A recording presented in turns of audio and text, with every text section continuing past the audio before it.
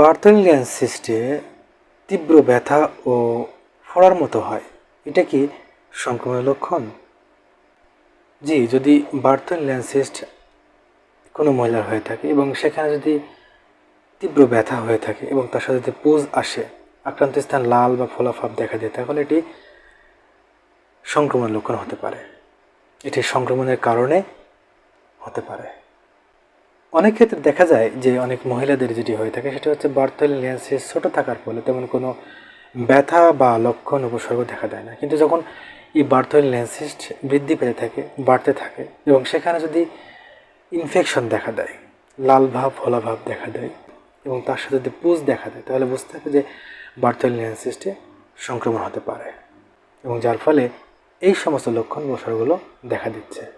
যোনির একপাশে ছোট ব্যথাহীন কোমল পিণ্ড, এটা কি বার্থোলিয়ান সিস্ট? আসলে বার্থোলিয়ান সিস্ট মহিলাদের যোনিপথের একপাশে কিংবা উভয় পাশে হতে পারে। তবে বার্থোলিয়ান সিস্টের কিছু লক্ষণ বা উপসর্গ থাকতে পারে। এই সমস্ত লক্ষণগুলো দেখে বুঝতে হবে যে এটি বার্থোলিয়ান সিস্ট হতে পারে।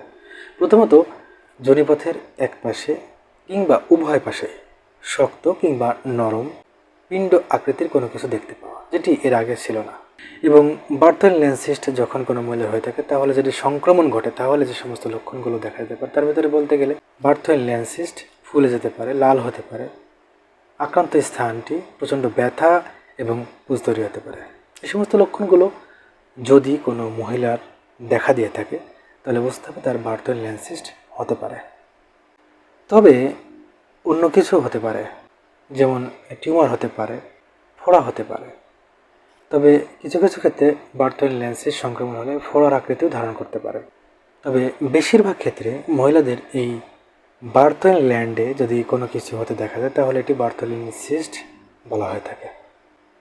ভিউয়ার্স, ভালো থাকবেন, সুস্থ থাকবেন এবং নিরাপদে থাকবেন। আয়ন হোমিও ক্লিনিকের চ্যানেলটির সাথেই থাকবেন এবং চ্যানেলটিকে অবশ্যই সাবস্ক্রাইব করে রাখবেন। আজকে এই পর্যন্তই, দেখা হবে নতুন একটি ভিডিওতে।